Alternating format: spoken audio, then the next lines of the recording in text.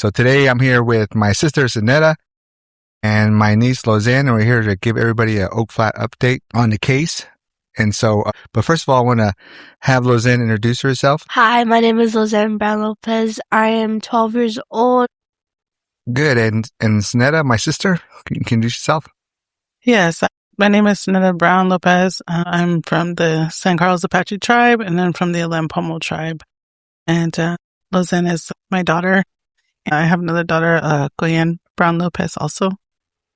Yes, before we get into the case and everything, because we were all there. We're here with my daughter's here, but I wanted to talk about not only the case and the legal issues of it, but go back to when we were all there. We were there for Nomi's ceremony. We were there for Goyen's dance, and then we were there for Lozen's dance, and plus we were there for a lot of other dances. So when I think about Oak Flat, I just think about all the ceremonies there, and I think about all the family. I think about how close we were. Even the kids, they all got close as one big family. So I wanted to just talk about, for now, what do you think about when I say Oak Flat? When you say Oak Flat, I just think about, like you mentioned, the family, the ceremonies that we've had there, family that is no longer here anymore, the fight to keep the land, to make it available for all families to come and have their ceremony there.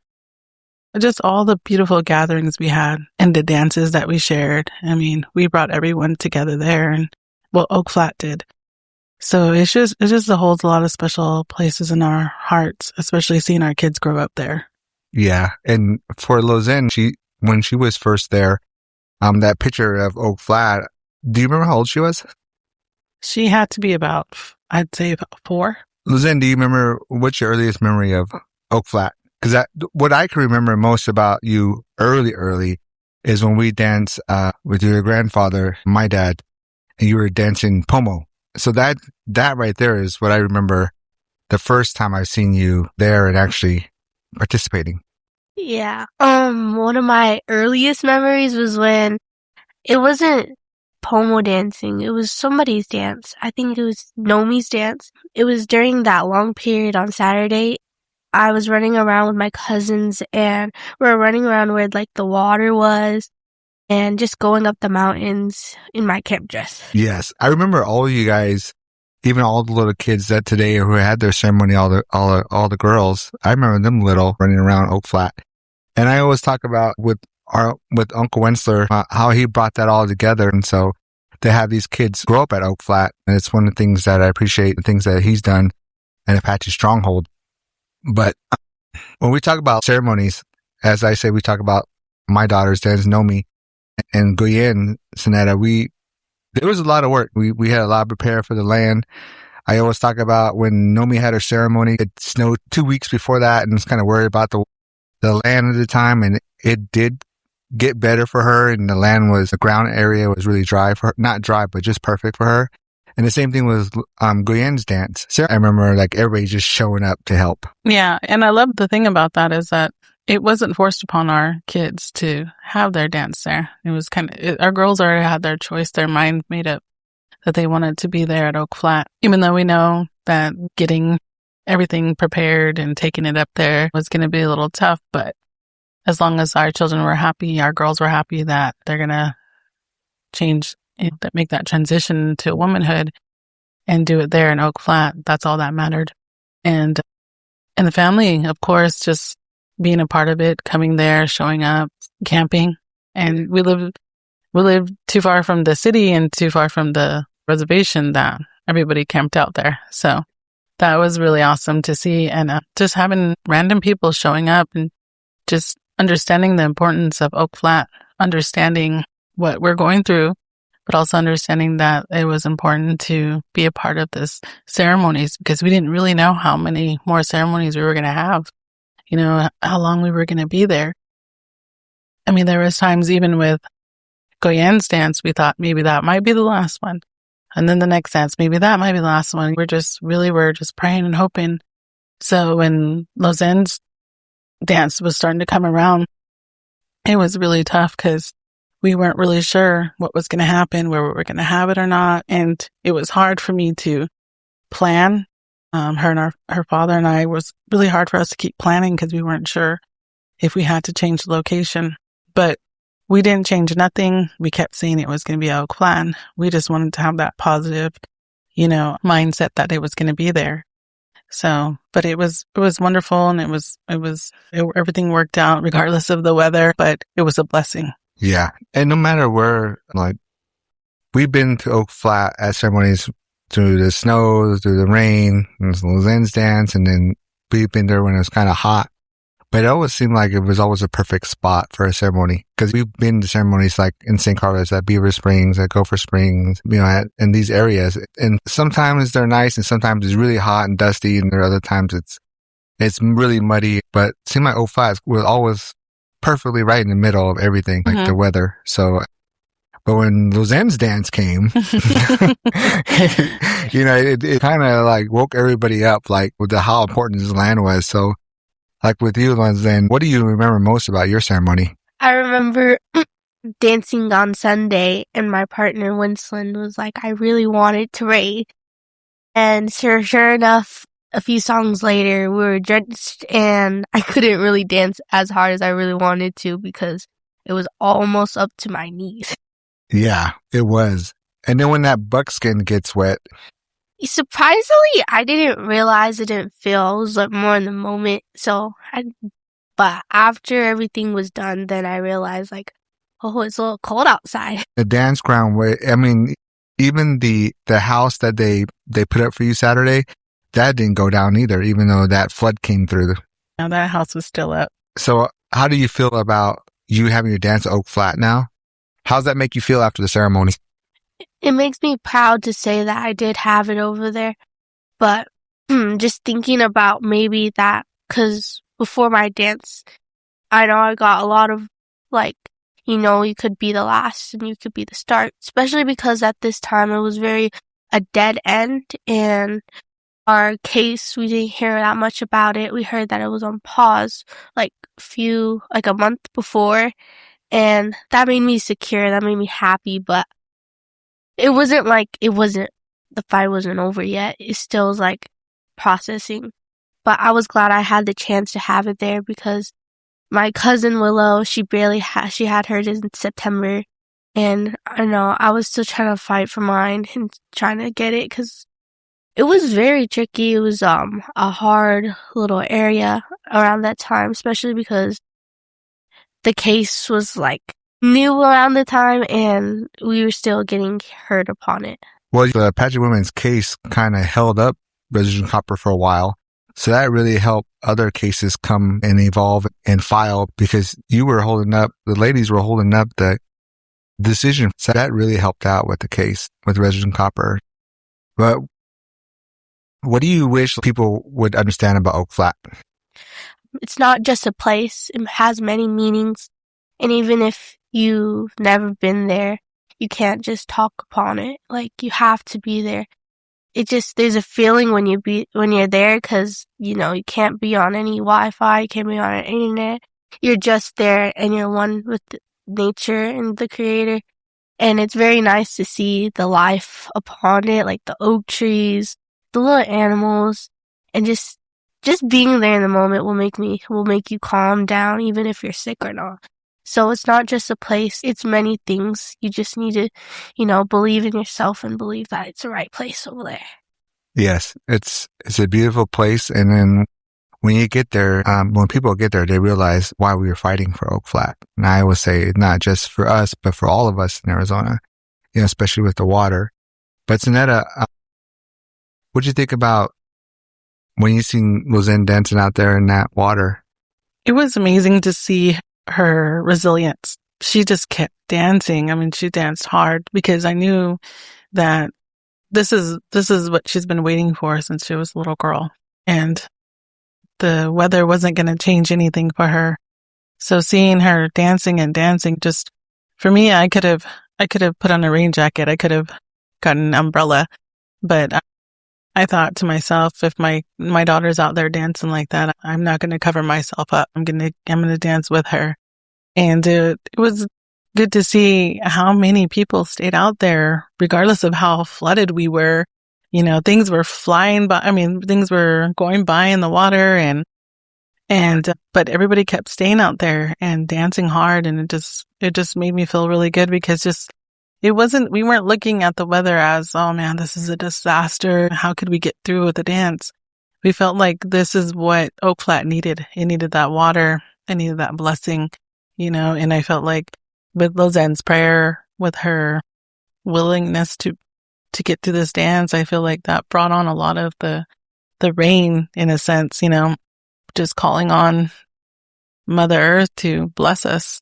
And that's exactly what it did. So I was really proud of her, and I was really happy that she stuck with it, especially at the end when she danced really hard with her godfather. That was beautiful to see. You're right. Everybody was really happy that it was raining, and everybody stepped up.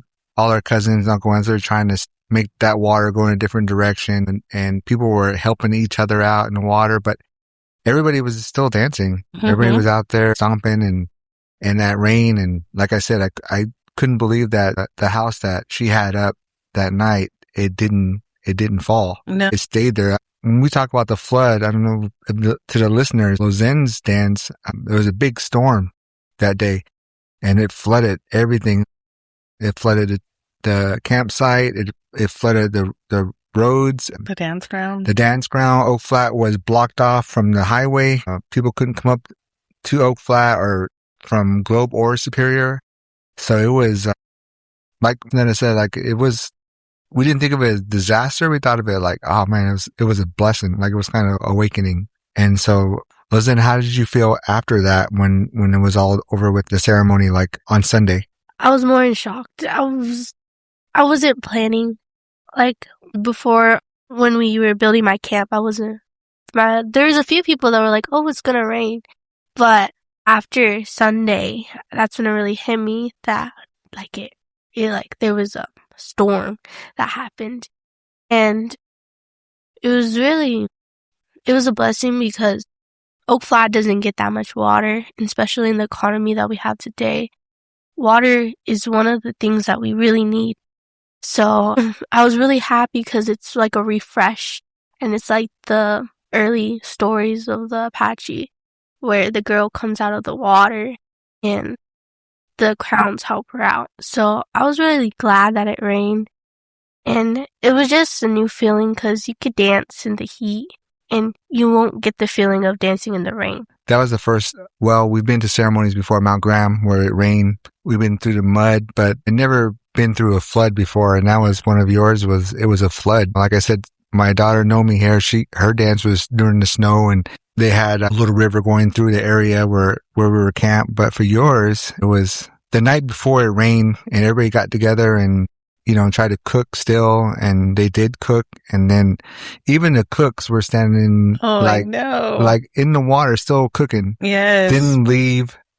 My cooks were awesome. Christine, yes, and their daughters. Yeah, they did a great job cooking. And our aunts and uncles, they just jumped in there and started cutting celery or whatever they need to be done in the kitchen. But it was just good to see everybody come together that day or that whole weekend, and to see Lozen go through that dance. And for her also not to fall when she was out there. Right. Yes. She held her own out there, and even afterwards, when we took her to get her hair washed, even then the water was just running. It was flowing, and it was beautiful. And we were just so happy that we at least got her some water, because there's been times before that the girls have gone there and tried to get their hair washed and there wasn't enough water.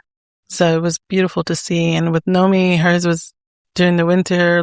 Goyen was in the summer, and Lozen was just basically like just the rain, the storm. But we've had all those types of weathers, and we still, the girls still had that great experience of, having their coming of age there, and it still brought us all together. What made you decide to help with the Oak Flat case? We've kind of been in the background during the times that Uncle Winsler and Apache Stronghold have been fighting, but it just started our girls became part of Oak Flat, and we all became part of Oak Flat. And my daughter at the time, Lozen, hadn't even had her dance yet, and they were already talking about taking it away. So it was asked to us, how do we feel about that? And we had something to say. And of course, I jumped in quickly because I knew that my girls, how special it was for them, for both my girls and my niece. And I didn't want Lozen to lose the chance to experience that because she was there for all those dances. And I knew how important Oak Flat was to the girls. And it became a lot for me too, especially having all those dances there, our celebration. I mean, our father being there, Auntie Patsy being there, Uncle Paul, like many of our family that we lost, being there and being a part of it. It was just our home. And so it was no hesitation for me to be a part of the case because I felt like this is wrong, regardless if you don't believe that it's sacred, regardless if you don't understand it. The fact that as Apache people, our main goal is in all Native, and I believe this is in all Native ways, is that we are protectors of Mother Earth. That's like the first thing. So when that's getting taken away, if you take out what you don't believe and whatnot, you're still a protector of Earth.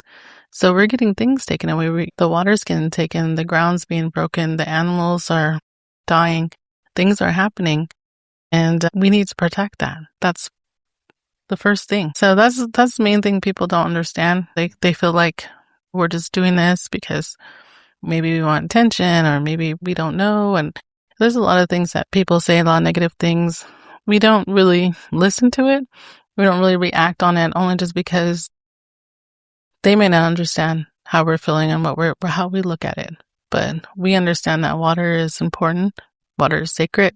We have a lot of history on that land, and many people do. And so even in the ceremonies, I mean, my daughter's house is still sitting there, hopefully. But it just holds it holds an important part in our life. And there was no hesitation for me to jump in and be a part of that case on behalf of my daughter.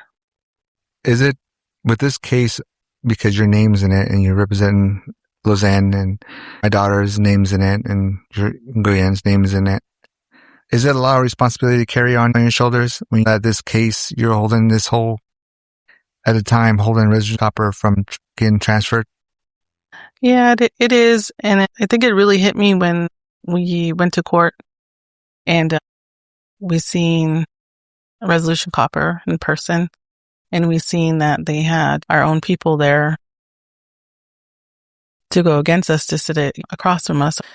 And that was hard because it was just you think about the old days of just like when they wanted to capture their own people, they hire their own people, get their own people to capture. So I feel like we were just all being used in their pawn and it didn't, the pressure was on there before, but it started to become kind of just like a need for me to just be, okay, like this is real. Like this is unfortunate. It's sad that this is still happening to us today, that we still have to fight to fight the government, to fight internationally. Like this is just, it's sad. And I explain these to my daughters all the time, like you guys are fighting something that's been going on for years, but it's so worth it because we're doing it out of the goodness of our heart. We're not doing it for anything.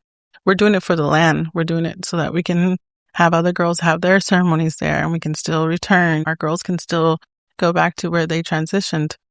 So it felt like a lot at the time, but it's so worth it. In the end, it's so worth it. And if anything, if I were to move on to the spirit world, I feel good about myself because knowing that I'm trying to fight for something that's right. And I have no ill will toward anybody. I think it's just for them, it's business. It's about making that money. For us, it's about life. It's about prayer. It's about, our history and our future, because that's what we want to keep going. So that's how I look at it. And especially seeing my girls, how hurt they are and everything that they grew up there. So that's kind of where I'm at with that. And I don't feel so much weight, but just so much, I guess, prayer. I feel so much like this is something I need to do. You're right about court, because that's the first time I really, Apache Stronghold has been to court plenty of times and I'll wait outside. But I actually went in there this time because my daughter, my sister, and my nieces were in the case.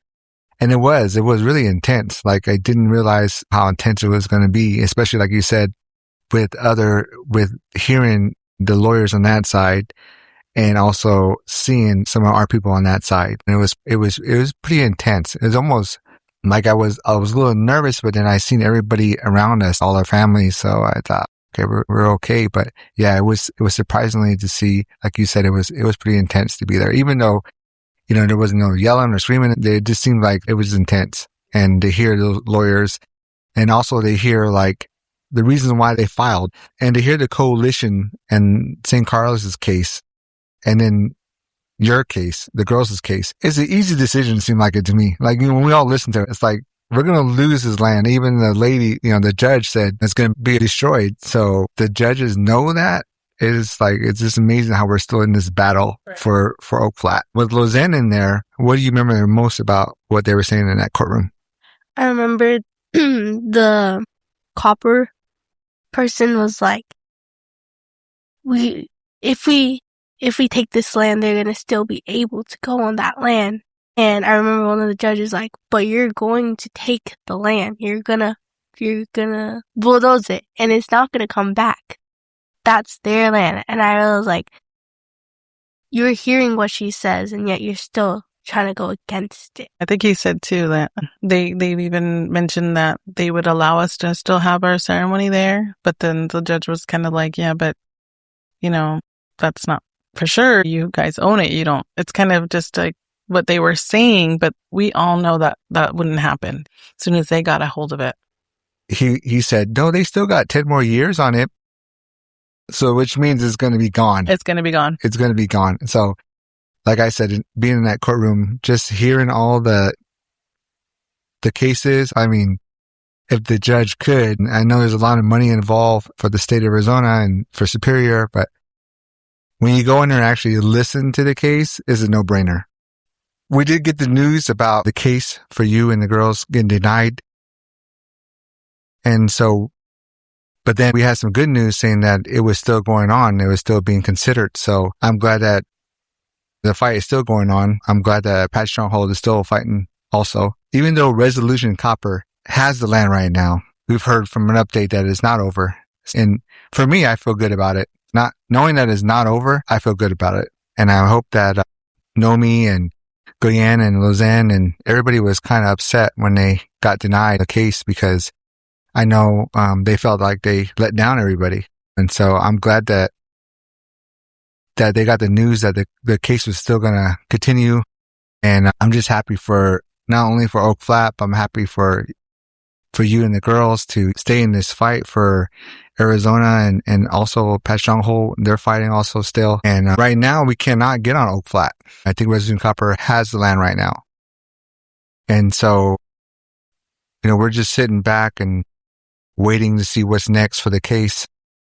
But what do you think, why do you think non-natives should care about Oak Flat? Well, there's several reasons why I feel like they should really care. Is just because of it's the water, especially coming into Superior and leading down into the valley. We actually have a lot of non-natives that are really a part of the Oak Flat. They share a close place. It's close to their heart. They spend many times out there with their own families, and they've even asked to be a part of some of our ceremonies, and they've been invited, and they've joined us in the fight. And I feel like this is just a starting point, or can be a blueprint of what we can possibly lose around the world. This case, if this case goes through, we give us the word that is just no hope for us. This can definitely be a blueprint for other court cases, for other reservations or native lands to get lost and water to be taken and damaged. So we're hoping that the judges see it in their heart. People see it in their heart over the world. What we're fighting for, it's not for money. It's not for publicity. We're not trying to become famous out of all this. We're just simply fighting for the land. We're just simply fighting for water, clean air. We're simply fighting for a place for our children to have their children's ceremony, for them to experience what we have, to carry it on for generations. That's all we're fighting for. We don't gain anything out of this. as far as There's no money. there's no settlement There's no for it. settlement. There's Yeah. no, we're not going to get all kinds of money. We're not doing, it's none of that. It's really just wanting the place back. We just want to be able to go there. We can't even go there now because, you know, we were being watched. So we pray, we go by a lot, and I know me and Lozen always praying every time we pass by. It's sad. It's almost just like we got something taken away from us. And they're using that as just their whole thing is just about making money. I mean, that's just kind of how, in general, how United States and most countries are just built on that, and having our kids have to be raised in this economy. But that still doesn't stop us. We're still going to keep going no matter what, no matter how long it may take. But I just pray, we all pray that one day we can get Oak Flat completely back, and that we can definitely continue our ceremonies, you know, and continue our family gatherings. But I just really hope that people find it in their heart that these gifts that we're given from Creator are so important, and losing it over greed, over money, it's, in the end, that's not, it's just damaging. It's damaging the world, damaging the earth. And money talks, and it's a sad thing. But again, like I said, it's just all about prayer, all of us sticking together, keep fighting. You know, our girls are in the forefront. I'm the auntie, I'm the mother, but these girls are the ones that give me that strength to keep going, when I look at them and getting the sad news and how hurt they were. I believe Lozen cried for a long time, just in pain, as if someone had just passed away. Because to her, that was so important to her, having her dance there. So I'm just hoping that people find it in their hearts and realize what's wrong and what's right. And I hope that our own people can help and back us up, you know, and understand that in the end, it's not personal. It's not about them. It's not about going after people's jobs. It's not about wanting people to suffer in this economy. All we're doing is we're just trying to take back this land that was given to us, to the Creator, presented us, and we're just trying to protect it. That's it. We just want to keep it in the family, keep it for everyone. When I think about Oak Flat, I think about, like you said before, I think about our father. I think about all the ones that passed. I think about Nomi's dance. I think about Goyen's dance. I think about all the dances we've been there, all the runs that we had there, us dancing Pomo Shake It there. And so it's a big part of our lives, all of us. And again, like I said before, and I told Uncle Wensler this, it's because of him that these kids grew up there. And I appreciate that from him, and appreciate what Apache Stronghold has done. And then for us to come and help, and then for you and the girls to come in with your case, you know, it's just bringing everybody together.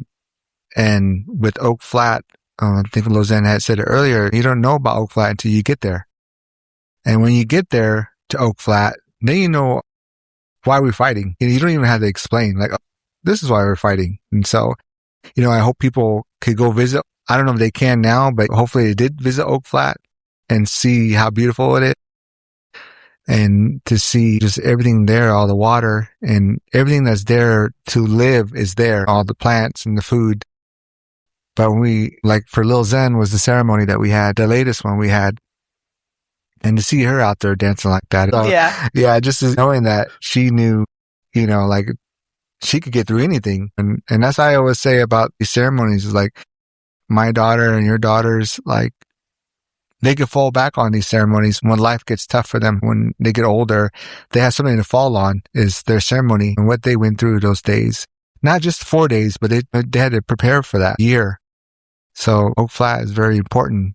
And for Lozen, as we close out this episode, what do you want to say about Oak Flat and what we can do to save it? Showing up and supporting us, even if you're non-native or not, it's really helpful. We're still fighting, and what we're fighting for is right, even in your own beliefs. If you're non-native, if you're Christian, Anyways, God, Creator, Lozen, all of them is connected to Earth. Earth and yourself are the main priority. And you always have to give respect to that, because if it wasn't for the water, like the living things, we wouldn't be here. They help us through life. We have to help them through it too, no matter the cost. Growing up in this fight, it's hard to see, because when you're in there, you just want to know, like, I know what's happening, but it teaches you a lesson. And it's hard to see that most of the girls, like my younger cousins, like, they might not have the chance to have their dance, or at least experience it. I'm not fighting just for the girls that had it. I'm fighting for them, because I want them to have a chance there too. And even the ones that are not born, I want them to have a chance there. So it's all one together. We get more updates. We'll come on here and talk about more updates about the court case. But I just want to thank you, Sinetta and Lozen, and everybody for coming to talk tonight, this evening, and to just give everybody hopes for Oak Flat. Like I said too, it's to me, it's not over, and so we keep fighting for Oak Flat, because I've said this before, but when it comes down to it, we'll know at the end, like, who fought and who didn't fight. And we'll know who was for the land and who wasn't for the land. And I at least want to know that we were for the land. And that's what I want to make sure, that we were just sitting on the porch, that we came to help, and we came to fight. And I'm just so proud of Nomi and you and Lozen and Goyen and the other ladies in the case to step up like this and go against the United States government and Resolution Copper. So I really want to thank you for holding that. And you did hold up Resolution Copper for about 6 months, and that really helped. But again, I hope that we hear some more good news about Oak Flat. And I just want to say thank you to all the supporters that have been standing behind Oak Flat, Stronghold, Uncle and Slayer, our case. I really appreciate all the love and support. You know, even with Lozen's dance, everybody came out and helped out. I really appreciate that. And you're right, this is not over, and we're hoping that we can get it before it's disintegrated, before the damage is too bad. And we're just going to keep going as far as we can. Well, thank you guys. Thank you. Thank you for coming in. Thank you, Uncle. You're welcome. Thank you all for tuning into the Fight for Existence podcast. If you guys want to keep up with the podcast in general, what you could do is follow the social media account. The Instagram account is going to be Fight for Our Existence. Again, that's Fight number 4 Our Existence. Go ahead and give that a follow. And if you guys have any questions for us, or you guys would like to be on the podcast, in the Instagram, there's a link. Go ahead and click that. No matter what kind of platform you guys listen to this podcast on, there's always that plus or that follow button. So go ahead and click that so you guys can get notifications when we upload our next episode. And if you guys are listening on Spotify, what you can do is go ahead and rate the show. And if you guys are only listening on Apple Podcasts, what you can also do is write a review for the show. Thank you all for tuning into the Fight for Existence podcast, and we will talk to you next time.